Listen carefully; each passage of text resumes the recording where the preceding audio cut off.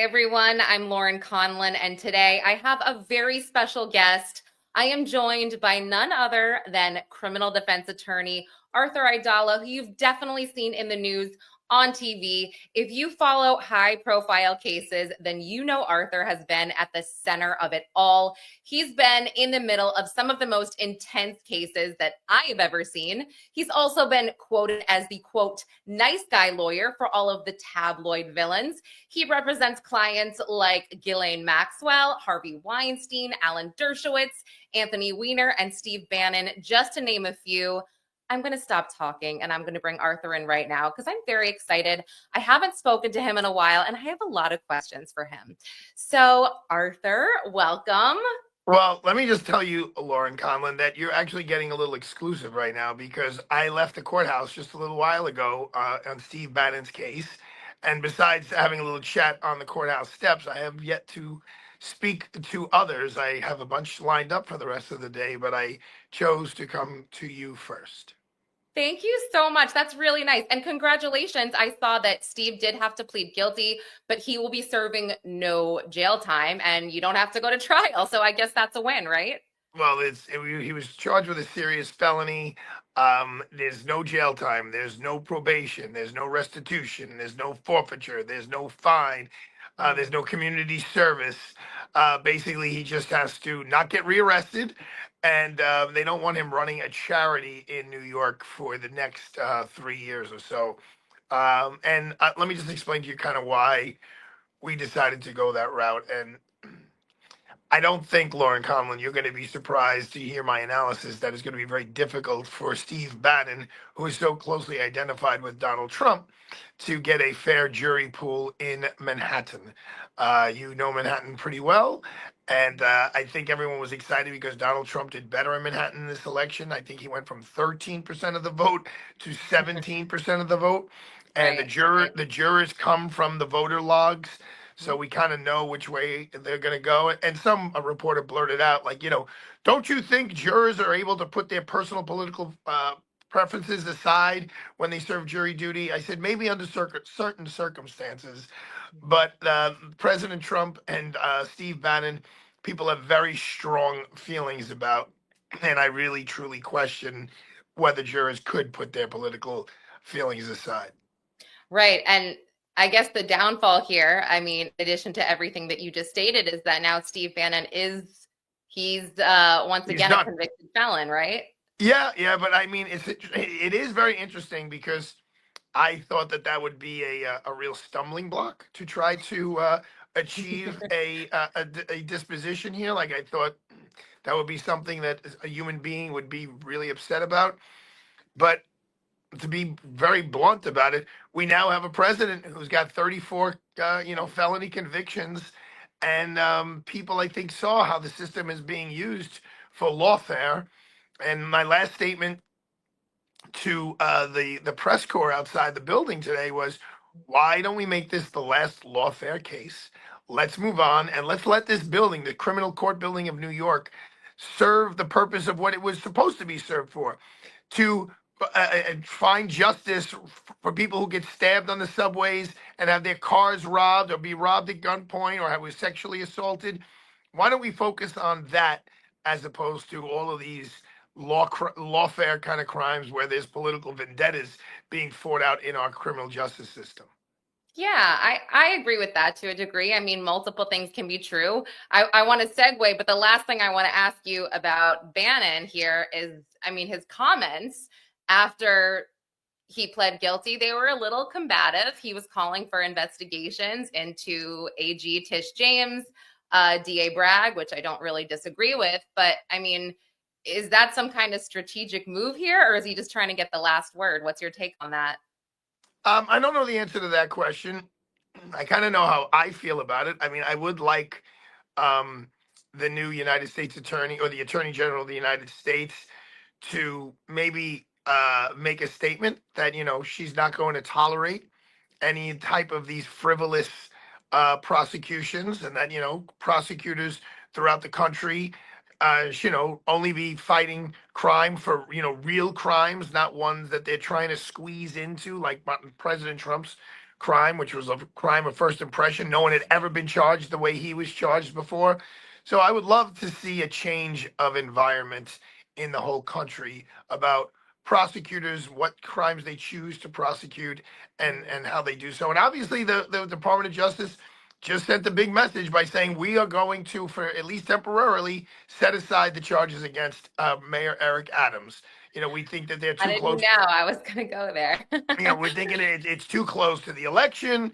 It's hampering him. It's handcuffing him. So we're not going to allow that to happen right now. Of course, they did leave hanging over his head. We will evaluate this in November after the election to determine what we're going to do, which is kind of like, obviously, if I was advocating for Eric, yes, I'm thrilled that these charges are set aside, but Mhm. it seems like there's almost a threat, like, if you don't do what we want to do, we're going to reevaluate these one way as the other way. I mean, I know Eric well. I know he has the integrity and the moral fiber to do what he thinks is right, but there's also a human instinct of self-preservation to do what he thinks is going to help him in a courthouse where their conviction rate at a trial is over 90%. Yes, that was though that was the dumbest thing I think I've ever read in my entire life about why they dropped the charges. It affects he has an inability to do his job. It's too close to the election. Who cares? I mean, I'm not disagreeing that the charges were politically motivated under the former administration, and maybe President Trump is sending this message like F everything that Joe Biden was doing, everybody that he was persecuting. I don't know. All I know is that Eric Adams, when he was running, he pandered to the liberal New Yorkers. He said over and over that we're a sanctuary city. He wants all the migrants here. And then things kind of started going in another direction, and he got some bad press due to the way he was handling the situation with the migrants. And yeah, he started kissing Trump's ass, in my opinion, and that's what's going on here. But I don't think he's a bad guy. I just don't, maybe it's just I don't love politicians and I can see right through it. And I think that what we would get if he was kicked out of office would be worse. So I'm at a point where I'm like, whatever, it is what it is. I just don't think it's necessarily sending the best message. And, people said, oh, the Biden crime family, he's so corrupt. Well, what is this then? What the hell is this? Well, there are definitely similarities. I have no issue about President Joe Biden pardoning his son. I actually think it would have been horrible if he didn't pardon his son, because his son was really only prosecuted because he was the president's son. Very, very, very few people. Actually, I've never heard of a case where someone has gotten prosecuted because they checked off a box that I'm not on narcotics when during some period of time they were on narcotics. I mean, it's a pretty minor thing. The same way with Eric Adams about getting upgrades on a plane. Not when he was the mayor, when he was the borough president, is also like, it's just not crimes that they usually prosecute. That's the bottom line. And that's Yeah. what this whole lawfare is we're going to go outside our norms to hurt people we want to hurt. And I mean, look, kudos to President Trump, in my opinion. I'm friends with Eric Adams. I'm thrilled that this is behind him. I hope it's I behind know him. you are. You're the first person I thought about, and I was thinking, like, I mean, I assumed that you maybe were helping with his I listen. case on this. I put in as many good words for him with anyone. People who didn't like him, people thought he's a horrible mayor. I was like, okay, fine, you could have all of that. I just don't want to see my friend go into prison. And thank God, it seems like that is going to be avoided. The reelection thing, you could leave that to the politicians and ask them how this is going to play out in the next. It's not long. It's between now and June. I think it's 26th or something like that is when election day is. Yeah. And our friend Frank Morano is running for city council. I'm so excited Yes. for him. Oh my I gosh. am very excited for him. Yeah, He's going to serve this city so well. We'll be blessed to have him in office. I agree. I agree. So Staten Island, yeah, you gotta come out for Frank Morano. But I wanna go into Harvey for a minute because his trial date is set for April. I believe it's April 15th. 2025. You guys recently tried to get the trial moved up because Harvey is apparently just like can barely walk. He's doing really, really poorly in prison. And I mean, you at this point, I'm just kind of wondering here, when you've got this case, and you did an incredible job in getting his 2020 conviction overturned, but you've got a case that's purely relying, I'm assuming, on witness testimony here, alleged victim testimony. So I guess it's like, is your defense just to, and I don't want to say this the wrong way, but is it just to simply poke holes and discredit witnesses? Because what's your goal here, I guess, at this point? Is it to send Harvey to a country club prison to live out the rest of his days? I mean, what are we doing here? Well, in state court, no, all kidding aside, there is no country club prison. That's a Okay. federal court thing. So in state court, it's just, whether you're at maximum security or medium security, none of them are fun. None of them are enjoyable. We should get that out there right now. There is no good prison Okay. in anywhere really, but Mhm. some are worse than others, and the state prison is very bad. Look, Lauren, it's going to be a hard case. I'm not here to sugarcoat it. Um, as of today, there are going to be three women. We talk about three separate occurrences where, he forced himself on them. Not, I don't believe there's any rape charges anymore. It's all sexual assault charges. No, it Where was, I think there is. there's like a rape 3, which he's already done the jail time. So that Got it. Yeah, they're it's, just oh, throwing that they're just throwing yeah. that in there. Oh, But it's going to be a hard case. I'm not minimizing it. It's also not a case of mistaken identity. He's not saying, "Oh, it wasn't me." He's just saying, when all of this happened all of these years ago, like everything was fine, and look at all these emails we have afterwards, and look at what we did afterwards, and everything was fine. And now all of a sudden, years later, you're saying that it wasn't fine. It wasn't consensual. And then they're going to have some experts coming up there and saying, "Oh yes, there are many women who, at the time they hide their memories, they hide it's all suppressed, and then eventually there's a trigger and it comes out, and that's why they're coming out years later." We'll see what a Manhattan jury has to say. We're going to work very hard to get the best outcome for him that we possibly can.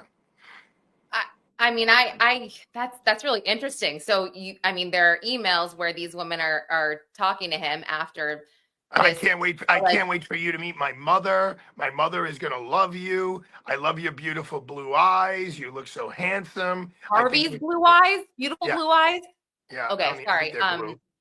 Yeah. Whatever the hell they are. But wait, so how far does that go with a jury? I wonder. I mean, I'm thinking, if I was juror and I saw that, that's tough. I mean, I don't want to say anything that'll get me Okay. women So, haters, but here's the deal. The last time we went to trial, there were one, two, three, four, five. There were five charges. The jury found him not guilty of three of the five charges, including the most serious ones, the ones that would have given him life in prison. Annabella Sciorra. Of all these women from Hollywood who say he did X, Y, and Z, they only had one kind of class B minus celebrity, Annabella Sciorra. I'm not condoning her career, but I think if you walk through the streets of Manhattan right now and you ask people who's Annabella Sciorra, it's not exactly like she's J Lo or mhm, Taylor. Um, I understand. and they found him not guilty. There were two charges of rape against him with her, and they not guilty, not guilty.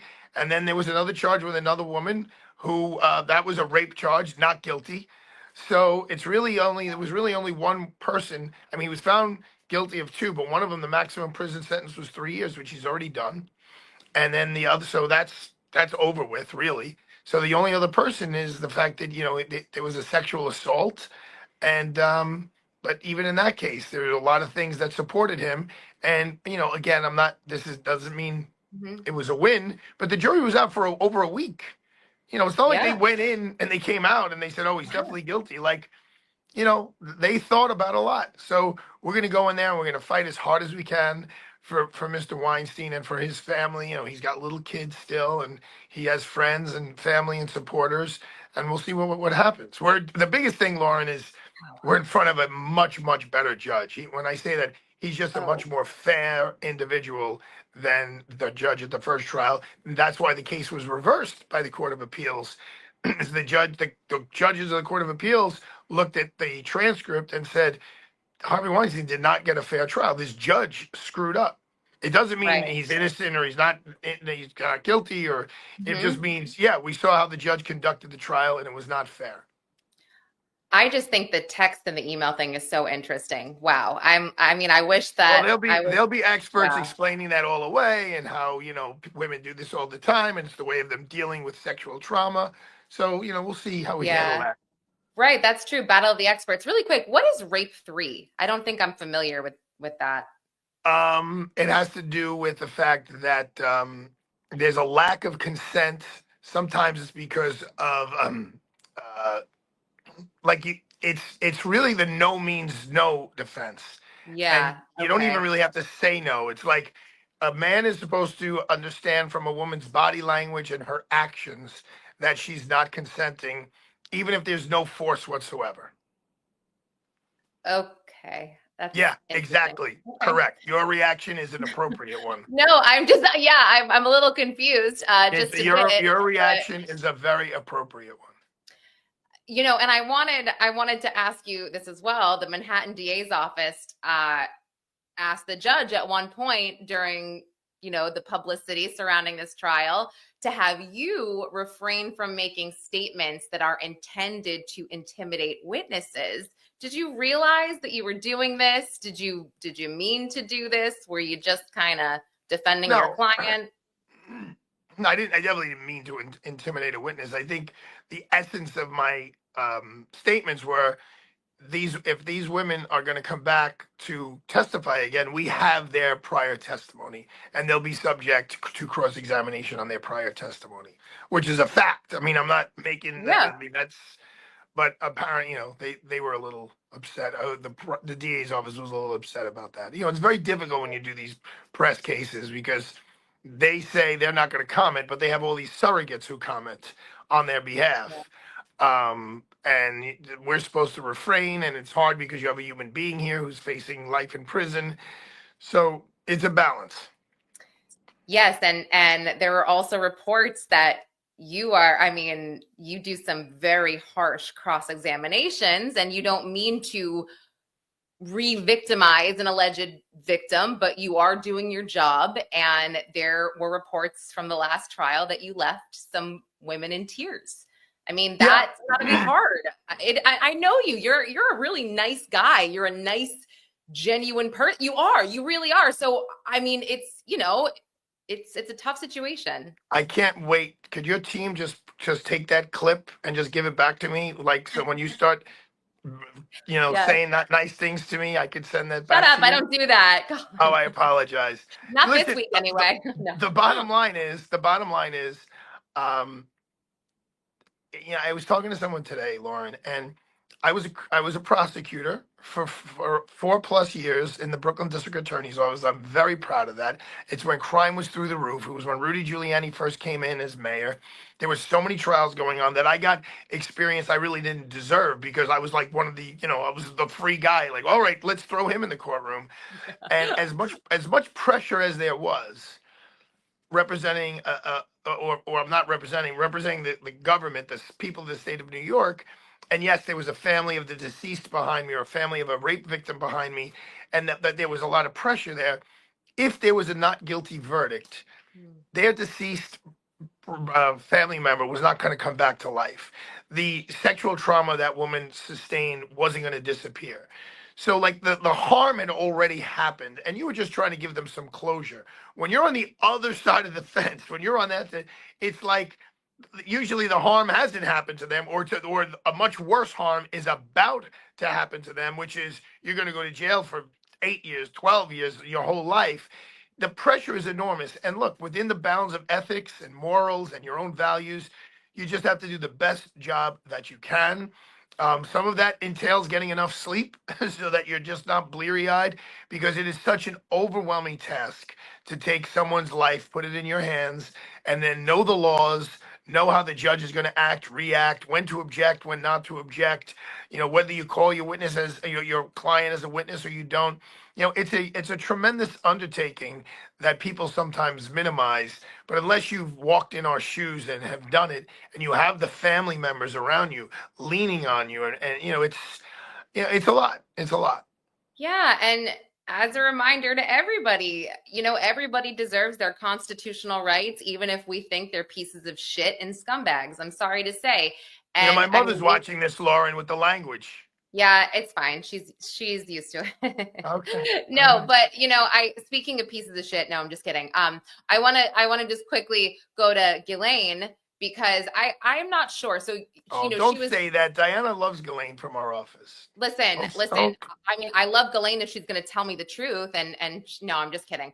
But however, have you argued in front of the Supreme Court yet? I know she was denied by the U.S. Appeals Court, and you said you were going to go to the Supreme Court. Have you done this yet? What is going So on? you have to ask. You don't just get to go. You Right. automatically get to go to the first level. You have to ask to go to the next level. So we have filed the notice to say we're going to be putting in the papers to go to the next level, but we haven't put in the papers to ask to go to the next level. It's a very Okay. difficult. I mean, I think they take now about 80 cases out of more than 10 or 12,000 cases. So it is a very heavy Wow. lift to get into the Supreme Court of the United States of America.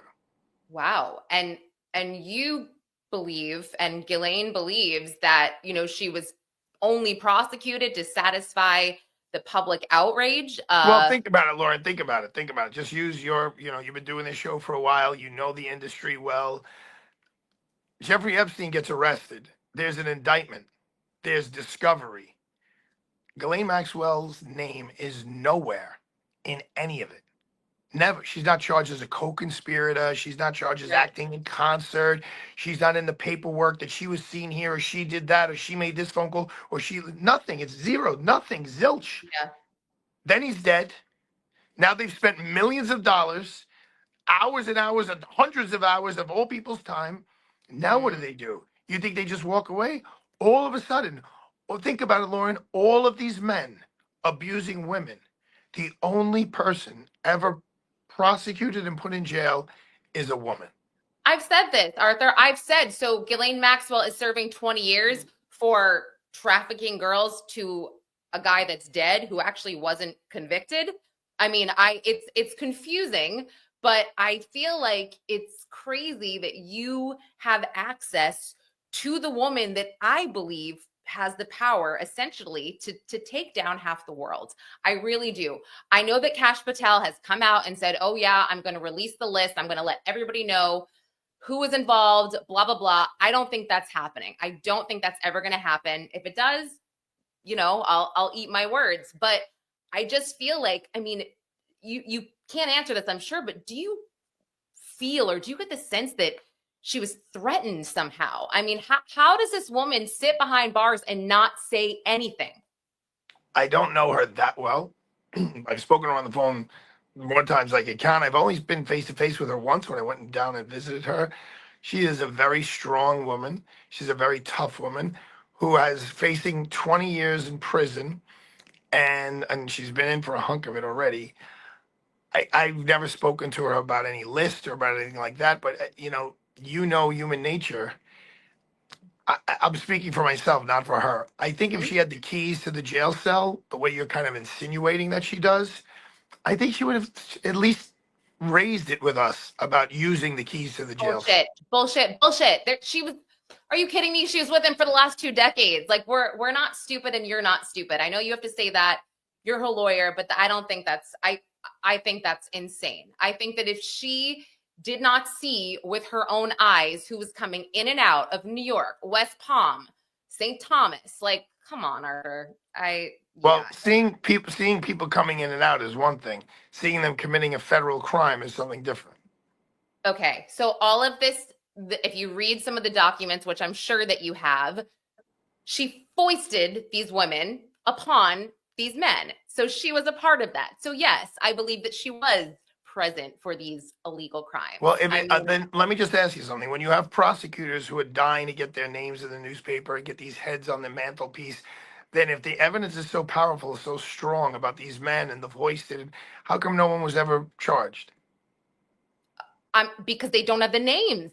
That's what I'm trying to say. Like I just don't think we're ever going to know because I believe these people run the freaking world. They are in charge of the banks. I mean, come on. That's why I'm saying we're never going to know. Kash Patel, Marsha Blackburn, sure, you can say whatever you want, but I mean, it's in my opinion, it's not going to happen. We're just Okay. now trying to declassify the JFK docs and the MLK Listen, docs. So, it's your show. Your opinion is obviously what counts.